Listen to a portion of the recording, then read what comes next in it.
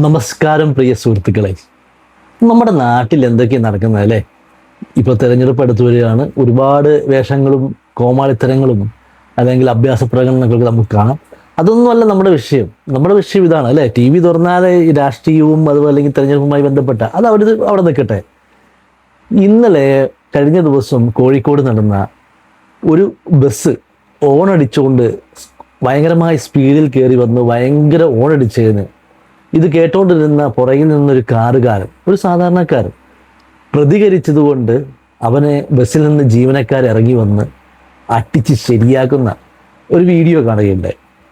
നമ്മുടെ നിരത്തുകളിൽ സംഭവിക്കുന്ന ചില ലിമിറ്റഡ് സ്റ്റോപ്പ് ബസ്സുകൾ, പ്രത്യേകിച്ച് കോഴിക്കോട് നിന്ന് കണ്ണൂർ വരുന്ന ബസ്സുകൾ പക്ക ഗുണ്ടകളെപ്പോലുള്ള ആളുകളാണ് അതിനകത്ത് പെരുമാറുന്നത്. വാഹനം ഓടിക്കുന്നവരായാലും കണ്ടക്ടർമാരായാലും കിളികളായാലും പക്ക ഗുണ്ടകളെപ്പോലെയാണ് ആളുകളോടും അല്ലെങ്കിൽ പൊതുയിടത്തിൽ പെരുമാറുന്നത്. നമുക്ക് ആ വിഷയം ഒന്ന് കണ്ടിട്ട് വരാം. യുവാവിനെ മർദ്ദിക്കുകയായിരുന്നുവെന്നാണ് വിവരം. സംഭവത്തിന് പിന്നാലെ നാട്ടുകാർ ഇടപെടുകയും ബസ് ഡ്രൈവറെ തടഞ്ഞുവെച്ച് പോലീസിൽ ഏൽപ്പിക്കുകയും ചെയ്തു. നിലവിൽ ബസും ഡ്രൈവറെയും കൊയിലാണ്ടി പോലീസ് കസ്റ്റഡിയിലെടുത്തിട്ടുണ്ട്. റോഡിലെ അച്ചടക്കമില്ലായ്മയും നിങ്ങൾ കണ്ടില്ലേ? ജീവിതത്തിന്റെ രണ്ടറ്റം കൂട്ടിമുട്ടിക്കുക. ഈ കൂട്ടിമുട്ടിക്കാൻ വേണ്ടിയാണ് ഈ ഡ്രൈവർമാരും കണ്ടക്ടർമാരും ഒക്കെ കഷ്ടപ്പെടുന്നത് വേണമെങ്കിൽ ന്യായം പറയാം. ഇങ്ങനെ ആളുകളുടെ മേരെ മെക്കിട്ട് കയറിയും ഈ വാഹനങ്ങൾ അമിതമായ സ്പീഡിൽ മറ്റുള്ള വാഹനങ്ങളെയൊക്കെ ഇടിപ്പിച്ച് തെറിപ്പിക്കുകയാണ് ചെയ്യുന്നത്. ഇടിച്ച് തെറിപ്പിക്കുക. കഴിഞ്ഞ ദിവസം തലശ്ശേരിയിൽ 36 വയസ്സുള്ള ഒരു പെൺകുട്ടി, കല്യാണം കഴിച്ചതാണ്, ടീച്ചറാണ്, സർക്കാർ സ്കൂളിൽ ജോയിൻ ചെയ്ത് വെറും 6 മാസമായുള്ളൂ. ആ പെൺകുട്ടിയെ റോങ് സൈഡിൽ കയറി വന്ന ഇതുപോലത്തെ ഒരു ബസ് ഇടിച്ച് തെറിപ്പിച്ചു. ഭർത്താവ് ഇപ്പോൾ ഒരുമിച്ച് വാഹനത്തിൽ വന്നതാണ്. ആ പെൺകുട്ടി തൽക്ഷണം മരിക്കുകയുണ്ടായി ഈ തലശ്ശേരിയിൽ. നമ്മുടെ ഈ കോഴിക്കോട് മുതൽ അല്ലെങ്കിൽ കേരളം മുഴുവനും വാഹനത്തിൽ ലിമിറ്റഡ് സ്റ്റോപ്പ് ബസ്സുകളുടെ കാര്യമാണ് ഞാൻ പറയുന്നത്. മറ്റു വാഹനത്തിന് സ്പീഡുണ്ട്, ഇല്ലെന്ന് ഞാൻ പറയുന്നില്ല. ലിമിറ്റഡ് സ്റ്റോപ്പ് ബസ്സുകളിലെ അമിതമായ സ്പീഡ്, അമിതമായെന്ന് പറഞ്ഞാൽ അമിതമായ സ്പീഡാണ്. റാഷായിട്ട് വാഹനം ഓടിക്കുന്നത് മാത്രമല്ല, അമിത ഓണടികളും അതുപോലെ തെറിവിളികളും അതുപോലെ നമ്മൾ കയറുന്ന യാത്രക്കാരെ വരെ തല്ലുന്ന മനോഭാവവും തല്ല് കിട്ടുന്ന മനോഭാവവും ഉണ്ട്. തളിപ്പറമ്പിൽ ഈ ഇടയ്ക്ക് ഒരു വാഹനത്തെ തട്ടിയതുമായി ബന്ധപ്പെട്ട് പോലീസുകാർ ഒരു വക്കീലുമായിട്ട് ബസ് കണ്ടക്ടർ ഉടക്കുണ്ടാക്കുന്നു. ആ വക്കീലിന് അത്രയും ധൈര്യം ഉള്ളതുകൊണ്ട് അവരോട് ഉടക്കുണ്ടാക്കി. അതുപോലെ കഴിഞ്ഞ ദിവസം ബസ്സിൽ കയറുന്നതുമായി ബന്ധപ്പെട്ട് നാട്ടുകാരും ആളുകളും തമ്മിൽ, ഈ ബസ് കണ്ടക്ടറും തമ്മിൽ ഒരു ബഹളം ഉണ്ടായി കഴിഞ്ഞ ദിവസം തന്നെ. അതും ഈ കഴിഞ്ഞ ഒരു മാസത്തിനുള്ളിൽ തളിപ്പറമ്പ് നടക്കുന്നതാണ്. തളിപ്പറമ്പിനെ കുറിച്ച് പറഞ്ഞ കൂടുതൽ വാർത്ത അതിൽ വന്നുകൊണ്ടാണ്. അപ്പോൾ അവിടെ കയ്യാങ്കളിയിലേക്ക് വരെ എത്തി. നാട്ടുകാരെ കണ്ടക്ടർ കൈകാര്യം ചെയ്ത അവസ്ഥയായി. അതുപോലത്തെ ഡയലോഗും കയ്യാങ്കളിയും ഒറ്റയ്ക്കാണെങ്കിൽ ഇവർ നമ്മളെ തല്ലി ഒതുക്കുന്ന കുറേ കണ്ടക്ടർമാരും ബസ് ഡ്രൈവർമാരും ബസ് ജീവനക്കാരുമാണ്. അവർ പറയുമ്പോൾ അവരുടെ ജീവിതത്തിൻ്റെ രണ്ടറ്റം കൂട്ടിമുട്ടിക്കാനാണ് ഈ മറ്റുള്ളവരെ ഇടിച്ചു തെറിപ്പിച്ചും മറ്റുള്ളവർക്ക് അലവസരമായി വാഹനം ഓടിച്ചുകൊണ്ട് എന്ത് രണ്ടറ്റം മുട്ടിച്ചിട്ട് എന്താ കാര്യം എന്നുള്ളത് ആരോട് പറയാനല്ലേ?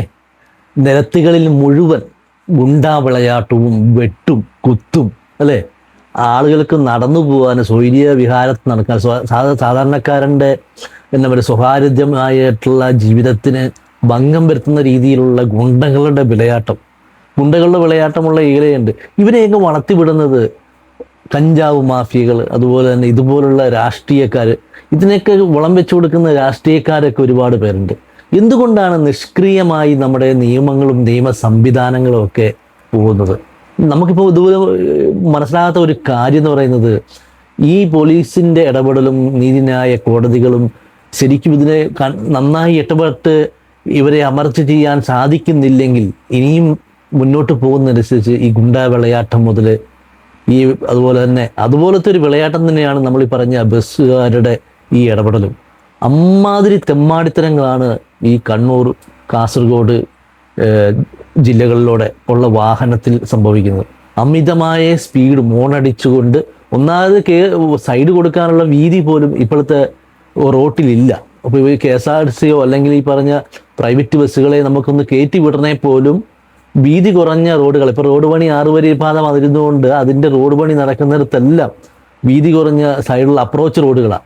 അത് വൺ വേ സംവിധാനമാണ്. ഈ വൺ വേയിൽ വളരെ കഷ്ടിച്ചാണ് ആൾക്കാർ വാഹനം ഓടിച്ചുകൊണ്ടിരിക്കുന്നത്. എല്ലാ വൺ വേയും നല്ലതും അല്ലതാണ്.